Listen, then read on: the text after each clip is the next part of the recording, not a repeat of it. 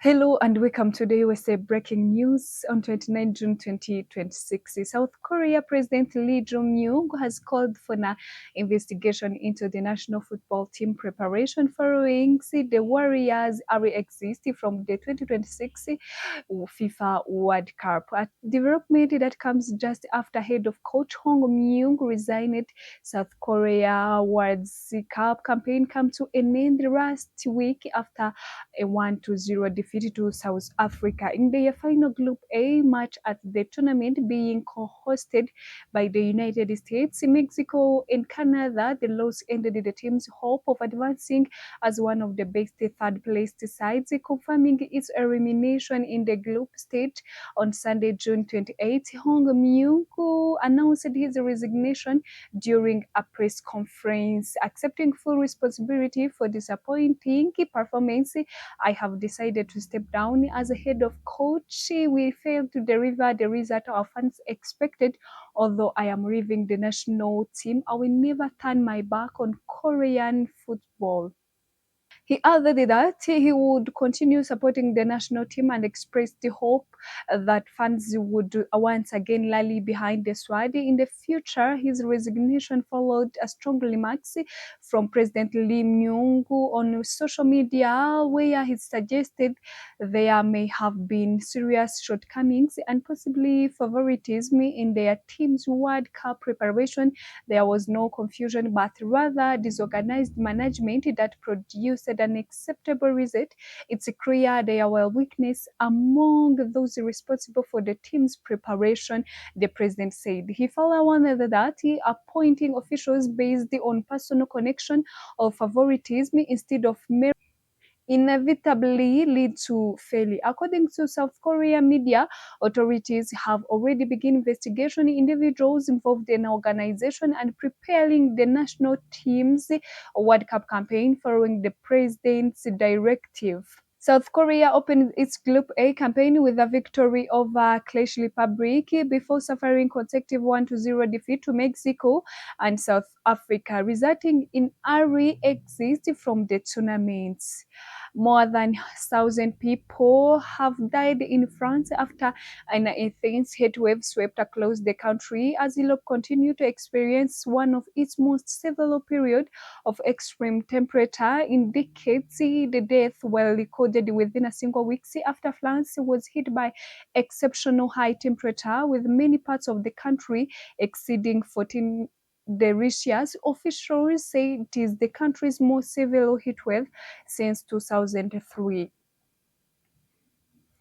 France's public health agency reported that the fatalities occurred between June 24 and June 29, adding that 85% of those who died were aged 65 and older, making elderly people the most affected group. Climate experts say the extreme heat has triggered widespread disruption, including power outages, transportation delays, and mounting pressure on hospitals, many of which are already struggling to cope with the surge in heat-related illness. The Director General of World Health Organization, Tedros, warned that around 115 million people are currently exposed to dangerous heat, describing the situation as a major global public health concern. Tedros also noted that severe heat waves are becoming increasingly common around the world, with a climate scientist linking the trends to climate change driven largely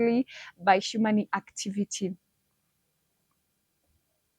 Although some parts of France have started experiencing cooler weather due to the rainfall and stronger wind, emergency authorities are urging residents to remain vigilant, warning that the health effects of extreme heat can persist even after temperature begin to fall. The United States and Iran have agreed to temporarily cease fire following days of military clashes in the Arabian Gulf. We are also committing to resume negotiation aimed at easing tension in the Strait of Hormuz, according to USA officials.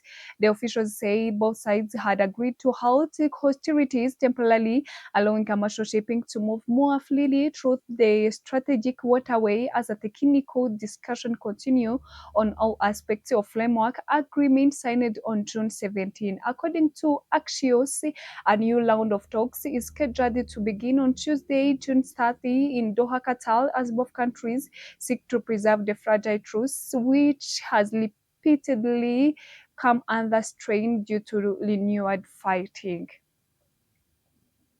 The latest diplomatic breakthrough follows several days of missile and drone exchange between the two sides, sparked by attacks on commercial vessels transiting the Strait of Hormuz.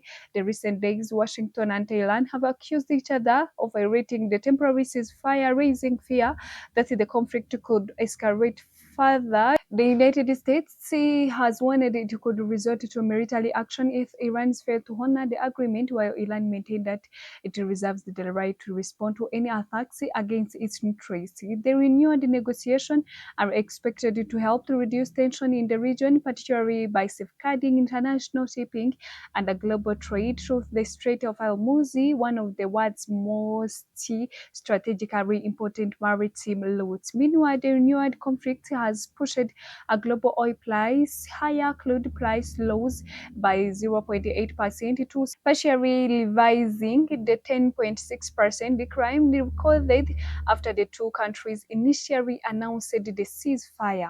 Toyota Motor Corporation has reported a 7.2% decline in a global vehicle sales for May 2026 compared with the same period last year, marking the fourth consecutive month of falling sales. The Japanese automakers said it is sold 834,279 worldwide during the month, with the decline largely driven by weaker demand in China, the Middle East, and softer performance in the United States. In China, Toyota's sales plunged 31.7%, reflecting challenging market and the impact of rising fuel prices. Sales in the Middle East also dropped sharply, falling 38.6%. The United States, Toyota's largest overseas market, sales edged down by 0.6%, while the company posted an 11.1% increase in Japan, boosted by strong demand for new model, increasing the RAV4 and BZ4X. Toyota also confirmed that its Lexus luxury brand was affected by the slowdown. Industry analysts warn that Toyota sales could continue to weaken in the coming months as a global economic uncertainty, inflation, and higher consumer costs continue to weigh on demands in the automotive market. That's all for now. Thank you for watching.